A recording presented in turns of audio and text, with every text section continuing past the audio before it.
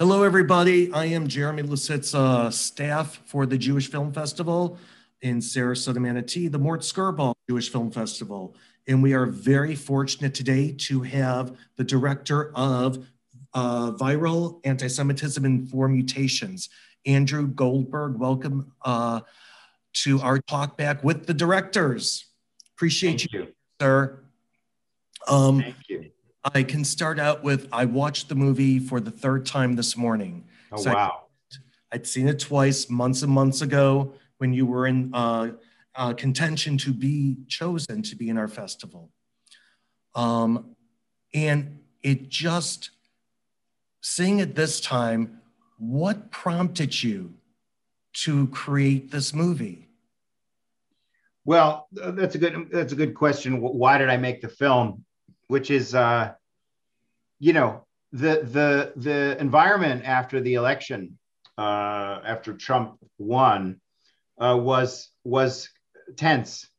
America was tense, and we began to see there were some bomb threats that were made to JCCs and schools and all sorts of places around the country. And people got really, really scared that anti-Semitism was suddenly rearing its ugly head again. There were some tombstones that were knocked over at a number of cemeteries. And, there was suddenly this panic in the community. And I responded to that by saying, let's make a film about it. Now, as it turned out, those bomb threats were some odd kid from Israel.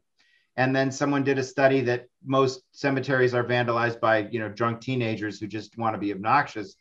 And for a minute there, I thought maybe I didn't need to make the movie after all. But we started to see the statistics and we started to see the numbers going up. And pretty soon I realized that anti-Semitism really was coming back aggressively. And that it was something that, the film that we had started really needed to be made. And we realized that it was not just American, it was an international problem. It's always been an international problem, but it was a bull market, so to speak. I mean, it was really going up, and so that was our response, was to make this film. You've made some earlier films on similar subjects, anti-Semitism in the 21st century, and then your first film in 2002, A Yiddish World Remembered. So you always have a strong Jewish theme in many of your films. Is that your identity that you're so close to, that there's voice? Look, first of all, Yiddish World Remembers my third film. I had done two films on Armenian history before then, and before that I'd been in news. And I only say that to point out that, I do films that I think I can connect with the material. So I connect with material about oppressed people, about, people who don't necessarily have a voice. It's not that I don't think Jews don't have a voice. I feel like Jews in this country have a pretty good, we've got a reasonably good ability to communicate, who we are as a people and what have you. I don't feel like we've been muted as the way other, groups or communities that might want to speak out have, and the way that we were in Europe and Russia for so many years. But I do get drawn to underreported subjects. I do think that anti-Semitism has been something in America that people have never taken seriously. Obviously, I'm Jewish, and so a lot of this stuff, I connect with a lot of this stuff. It's easier to fundraise for because I know people. When I fundraised for my Armenian film, I had made an Armenian film, and I knew organizations, I knew the community. And one of the things about making films is that it's great. Great ideas are, there are far more ideas than there are films. And so you need all these moving parts. Is anybody going to want to watch it? Are you going to be able to raise the money? Is there a story there that is worth being made? And are you passionate about it? And if you don't have all those things, you can't really make a movie. But, so I find films that I have all these things. I was very passionate about a film I did on the Armenian genocide. I did a film about being gay in America. I did a film about Iranian Americans. Now I'm doing a film about white identity. It's a way to look at racism and looking at what sort of the role that white identity plays in it. And so, but I mean, at the end of the day, I wanted to do my grandmother proud. There's a little of that in there. And I thought your archival footage throughout the whole film was amazing. There were some of those posters, those pictures that I've never seen before. And you really brought out, really, there was such venomous hate spreading around for so long. And you wove it from the US now, and then throughout history, going back in time through people's voices, and with your section with the anti-Semitism in London, in the Parliament. Yeah. Well, I'll tell you that, you know, if you were to go now, I've not been back to the Middle East in a few years, and this film was not about the Middle East. But if you were to look at an American newspaper, like what's a sort of a snarky paper, in the New York Post or something like that, whoever their political target is on, you'll see cartoons, and they'll run every single day. So you go to a newspaper in Syria, certainly when I was doing my film, another film 10 years ago, you could flip open the paper every day, and there'd be an anti-Semitic cartoon in there. The volume of Jew hatred that is created in every form of cultural output is just, it's unbelievable. There's a guy that's opened he has a whole art collection of anti-Semitic art going back for centuries. I think he's in Belgium. And so you can find anti-Semitism in beautiful Renaissance, you know, paintings. You can find it in cartoons. You can find it in videos. You can find it in movies. You can find it by accident. A lot of the time it's just by accident. And so there's plenty to draw from. Some of those were harder to find. I mean, those pictures of George Soros, I thought were pretty remarkable. I mean, the way they've demonized this guy and drawn all these pictures, I mean, they were just fantastic. One guy asked if I could use his photo. He was super excited for me to use it. I don't think he understood the context in which I was going to use it in. I didn't think he was even aware that what he had done was so profoundly anti-Semitic, but there it is. And we have people that do nothing but archive research. They just do it for hours and hours and hours and hours and hours and days and days and days, trying to find cuts and clips from all over the planet. So it's hard. It's a tough job, believe it or not.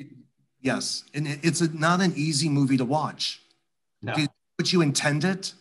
It's very educational and informative. Yeah, I mean, educational, informative. It's like, as a filmmaker, you want people to feel differently too, right? Like you want them to feel like at the beginning of the movie, they feel a certain way. And then at the end of the movie, emotionally, they feel a different way. If I haven't moved someone emotionally, all I've done is given them a history lesson. So that was why we tried to include stories that were going to make people angry or outraged or curious or surprised or upset or hurt. And that was like one of the things we wanted to do, but you can't just do that by itself. You can't just hurt people's feelings in a vacuum, which is why we have, you know, stories, and then we have experts along the way. You have a story like Russell Walker, the guy in the South who ran for office. You have a story like Jean-Luc, who is, you know, in France, or Valerie Bram in France, whose husband was killed. And then you have the experts along the way, this so-and-so from this university or this politician and what have you, to give things some context. You know, it's funny, when you started the interview with Russell Walker, I honestly didn't know he was that anti-Semitic. I mean, he evolved into. Yeah. I didn't get that at first at all. And I'm like, whoa. Yeah, well, my producer who worked for me wanted us to sort of, you know, present him as this guy, as this racist. And I said, that's not what makes him interesting. What makes him interesting is the guy's kind of a liberal, you know, he's kind of a lefty. You know, he didn't like Trump. By the way, he's dead. He dropped dead 3 weeks after we left. And he didn't call us. His campaign manager, which is just this woman who like worked for him for an hourly wage a couple hours a week, but was his campaign manager, called us up and said that filming with us was one of the most fun times he'd ever had, which I thought was a sort of an interesting thing, because he got to be a full-blown racist nonstop, 10 hours a day for 3 days in a row, which I think he got a kick out of, or 2 days, 3 days. Was there anything in making this film that surprised you? I don't think I realized just how pernicious and deep the anti-Semitism in France was. You know, I showed the film to someone, a very sort of wealthy curmudgeon, and he said to me, "Oh, it's a bunch of, you didn't teach me anything new." And I was sort of like, "Oh, that's not true. I definitely taught you something that was new." I mean, I'm not trying to say that I'm some sort of fantastic lecturer, but or educator. But I sat down with one guy in New York who's a real scholar and a real professional of this material, and he was like, "Wow," he's like, "I've never sort of been inside France like that." Because no one, we read about these things. These are all abstract ideas to us. What's happening in Hungary. Nobody really, not that many people go to Hungary. Driving down the street and seeing Soros posters everywhere was really eye-opening for me. And going to France and like seeing the anti-Semitism, experiencing it, living it. I found a bullet hole in the wall when I was in the supermarket, and these kinds of things are really eye-opening for me. And so, but I think the most eye-opening part of it for me was France. But truth is, all of it's remarkable. I mean, everybody has these, they're so radically different, right? The anti-Semitism of Hungary is just completely different than the anti-Semitism of England. And yet they all kind of get to the same point. All roads lead to Rome. Well, what was that? Who said that thing that you have to have someone to blame? If everything's perfect. Yeah. George Will. Yes. George Will. Yeah, well, he wrote a very damning article about what was happening on college campuses with this anti-Semitism of the left. And I went to interview him about that, but all he really had on it was one sentence. He was much more interested in talking about kind of how society is built around Jew hatred in a lot of ways. It was a really interesting interview. I took a picture with him. I tried to get him to smile. He wouldn't smile. I mean, for people who know who George Will is, if you don't know who he is, this isn't all that interesting. But for people who know what he is, he's kind of grouchy. But I thought it was an interesting point, which it turns out it was not his idea. The idea comes from the former chief rabbi of England, Rabbi Sachs, and who died, by the way, not that long ago. And I did an interview with him last year, a little more than a year ago, and I'm really glad that I have it. It just didn't really fit with the film. He had been very outspoken in England about the Labour Party, but when he sat down in front of my camera, boy, did he become political. He did not want to say anything. So the interview was kind of like one of those, well, thanks for coming. One of his minders was there, kept saying, don't say that. Don't answer that. Don't use the names, and I was sort of like, all right, you're killing me here. So I have the interview, but I have nothing to do with it. And I just want to make sure people out there know that you can certainly post a question to Andrew in the chat if you're interested or have questions for him. I know most of you normally do. So, oh, I like questions. I'm here, whatever I can do to help. What is the one message I was kept on? What is the plan of action? What is when people are done watching this film? What do you want them to do? What's the call to action? Is what I was wondering. It's like if you read a newspaper article about how there's emerging racism in schools, they don't then say to you, and this is what you need to do to stop racism in schools. But now that there's racism in schools, you can go figure out what to do. I'm not in the tell you what to do camp. I mean, maybe privately I am, but publicly, my film is designed to be a report, a damning report, a report that might inspire you to take action. But I'm not going to tell you what to do. First of all, what you do about anti-Semitism is deeply personal and highly political. And those are two areas that I can't really respond to. Some people have a sort of a one-stop shot, one size fits all solution, which is to call the Anti-Defamation League. And a lot of people don't agree with that approach. And I'm not in the arbitration business to tell you what or what not to do. I also don't know what to do to fight anti-Semitism. I mean, anti-Semitism has been around for a long time, and I haven't come up with any solutions to really stop it. We've got some ways to slow it for a while. You put the dam in the water, ultimately it's going to go around. But you can keep doing a bunch of man-made stuff to hold it there, but that only lasts, nature wins. Unfortunately, I think there's a certain tribal nature that people have, and Jews are unfortunately often the target of that tribalism. And your film just seemed to point out that it's in the cycles of anti-Semitism. It seems like we're at such a peak right now, but when are we going to hit the apex? I don't know. Do you have a feeling? I know there was somebody in the film that said they anticipated it getting worse before it gets better. Yeah, I mean, look, I mean, what happened on January 6th, and people can argue this with me, but I do this for a living, and what happened on January 6th when they stormed the Capitol was, I believe, largely driven by race. And if you talk to people on the far right, and most of that group were maybe not on the far right, they were people on the right as opposed to the left. As you get further to the right, people do not view Jews as white. You get into this place where the Jew is seen as some kind of behind the scenes controller who's not a member of the white race. But interestingly enough, if you go to the far left, Jews are seen as the ultimate whites, the white power players with the money, and colonialists, right? Colonialists because they've created this colonial outpost that they call Israel, which of course I don't see anything about Israel to be colonialist in that sense, the way they describe it, but it represents to them, to these far left people, what India represents to the old British Empire. They went and they took it over. Israel's quite a bit different than that, but this is how it's viewed. So the far left sees Jews as the ultimate white people. The far right sees Jews as the ultimate not white people. If you ask white supremacists, give me your order of race, the number one person is a race traitor.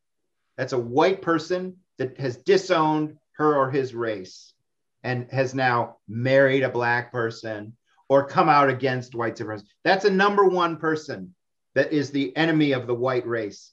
And understandably, right, the biggest enemy of America would be a traitor. Number two is a Jew.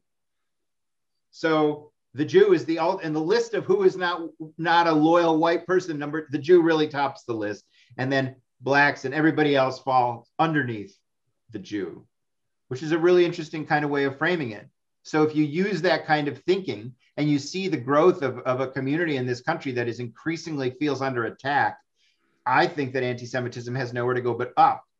With the Biden administration, this is really very little to do with Trump. Poured Miracle-Gro on this stuff, but this isn't really Trump. I mean, this really, when Obama was elected, white Americans felt very much that, that they were under attack.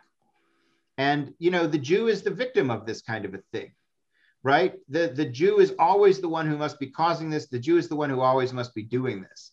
And so, people, I don't want to put a lot of this at a guy like Trump's feet because Trump is just some guy. And that's why one of the things that's important is people come up and they say, well, you really need to make this all about Trump. And that's really not what the film is about. The film is really about a big social movement that's happening in this country, and it's moving like a glacier. And so I believe it has to get worse. I don't see how it can't get worse. Now, where's the top? It's like saying to an alcoholic, where's the bottom? I mean, it keeps getting lower. And I don't know where this ends. So the election of Biden, either the far right supremacists are angry and it gets worse, or Biden loses and they feel emboldened. I don't know which one, but either one doesn't bode well for the Jews. And that's the thing, is that these kind of these aggressive rightward moving movements in the United States or in Europe, everywhere, never bode well for the Jews, like ever, like never. There's like not a case of it that I can think of. I'm sure someone will call me up with one case. You know what? Your film pinpointed, because you took one word or subject and expanded upon it. The word globalist, when you brought that up and how it represents a Jew, but by not saying a Jew, am I correct? Yeah. So now when people are using that word, it has a very different meaning. I didn't get it before. I guess I've been busy putting the film fest together for 6 months. But when a politician turns to a Jew and says a globalist here, it's a real slur.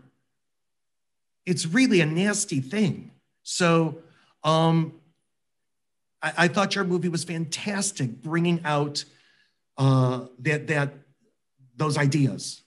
Look, globalist is an interesting word. It's not the only one. And it really depends who's saying it. You can talk about someone being a globalist and not referring to them being Jewish at all. Much like you could use the word thug. Someone can say they were beaten up by a thug. But when a politician refers to thugs, he's doing a code word, which he's throwing to racist constituents referring to black people. So black people know when a politician says thugs, that he's basically saying a racist word about blacks. And we know that when someone says, you're a globalist, globalist this, globalist that, they're referring to Jews. Jews there's a lot of very subtle words in there. Cosmopolitan. Jews represent a series of ideas that are the enemy of sort of simple, uneducated thinking. That's why you see, anti-Semitism is less pronounced in, when I say anti-Semitism of the right, is less pronounced in, a place like, New York City or Chicago than it might be, out in some rural area, in a very cliche, type of rural area where they might not even use the word globalist. But to them, a Jew is this intellectual who lives in a city, who has power, who has money, who has influence, who controls things. They're controlling the world, right? The Jews are somehow behind the Black Death back in the, whatever that was, 12th century or something like that, that killed, tens of millions of people throughout Europe. The Jew was behind that. Who could have such international influence? It's a Jew. And so you add these all up and you come up with the word globalist, but no one sort of thinks of it offhand. Now you just say globalist and they know that you mean Jews in a negative way. Well, any questions from the audience coming in? Yeah, I do. Actually, the chat's not working, and so I'm getting a couple texts to me. Here's a question. While the Jews do have a voice, we think the voice is shrinking for many reasons. One is that it seems that there are fewer Jewish retailers and thus less interaction of Jews with non-Jews on a daily basis. Does that resonate with you at all? Well, I don't have any data on how many Jewish retailers there are. Wait, the phone is right in the camera. I don't have no, it's okay. I don't have any data on how many Jewish retailers there are. I mean, the fact is that face-to-face interaction with retailers is virtually non-existent the way it used to be. I mean, you go into a supermarket or a grocery or a place like Nordstrom's or what have you, and you're going to just deal with whomever is the sales clerk is. You're not going to be dealing with Moishe and Shlomo's dry goods, where you'd come in and everybody got to know each other. Those types of neighborhoods are breaking down in a lot of ways. I mean, in terms of the Jewish voice that's shrinking, I think the bigger concern is that, Jews are being sidelined in the mainstream media in a lot of ways because they represent Israel, and Israel, they don't really represent Israel, right? They just think they represent Israel. And people don't want to hear about that because people don't like Israel for completely stupid reasons, but they've just decided that Israel has problems, therefore Israel shouldn't exist. Kind of a cancel culture approach to a whole country, which it's sort of the first cancel culture case now that you think about it. But, so I think that, people don't want to hear Jews talk about Jewish issues. I think they think that Jews are whining. They think that Jews are drawing attention to themselves, and they think that's bad. Why do they think that's bad? Because they think that Jews are all Jerry Seinfeld. I mean, these are really simplistic ideas that get, pushed out there. At the same time, you've got a lot of very powerful Jewish voices that are not being silenced. Like I wouldn't say I'm a powerful voice, but I'm out there saying stuff that's Jewish. There's a lot of Jewish writers. There's a lot of Jewish stuff. It's just changing. And social media is not face to face. It's, so. It's a hidden face. That's the problem. Yeah, sure. And there's another part to this question. Do you think the economy, the loss of middle-class jobs, has to do with the increase of anti-Semitism?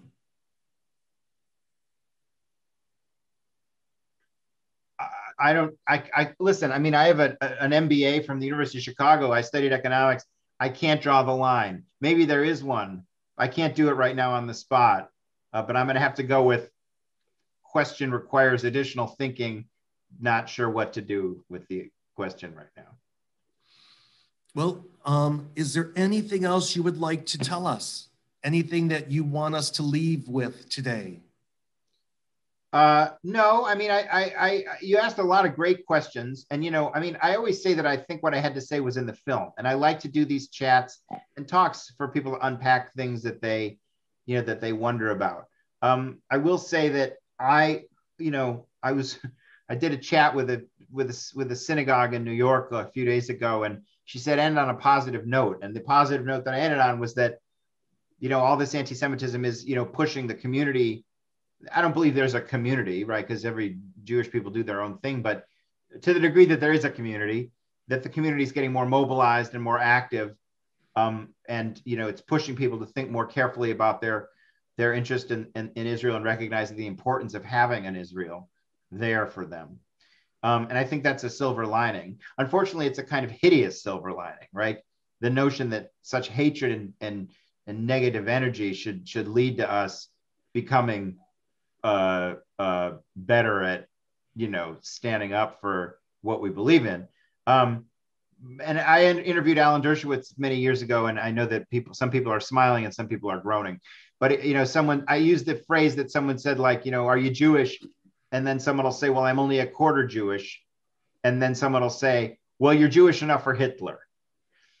You've all heard this phrase, right? And Alan Dershowitz said, I don't ever want anything about my Jewishness to be defined by whether or not Hitler would think I'm a Jew. The two have nothing to do with each other. And in that sense, that good is coming out of anti-Semitism is not necessarily a good thing, but I'll take it.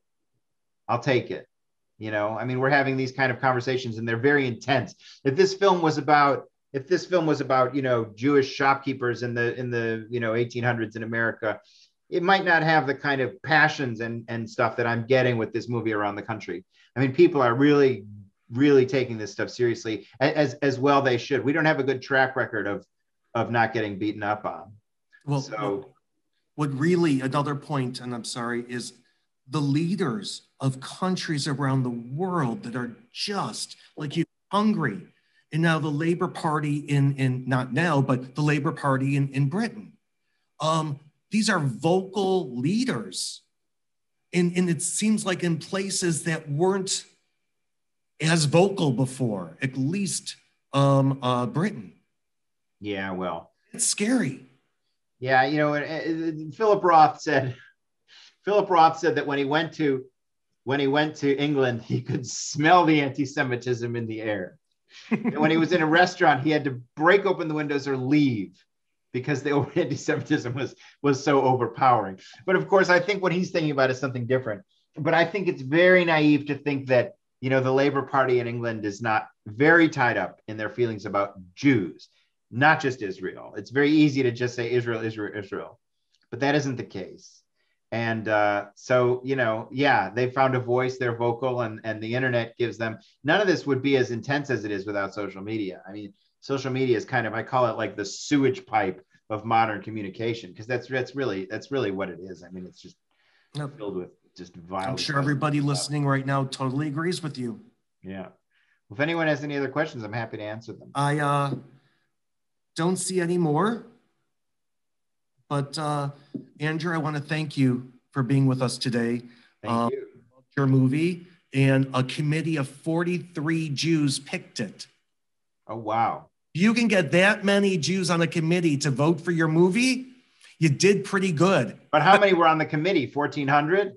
43. Oh, I got a unanimous. Yep, everybody, you had to. Oh, good. A high score to be in the festival. Well, I'm honored to be a part of it. I appreciate it. Thank you so much for putting your confidence in us. Of course. Well, thank you for being with us today. We wish you all the best. And next time you do a film that would be suitable for my Mort Skirball Jewish Film Festival, you've got my email. I appreciate it. You bet I'll reach out. Perfect. Thank you so much, and you have a great day. Thank you, everybody, for joining us today. Thank you. Thanks so much. Bye-bye. Bye-bye.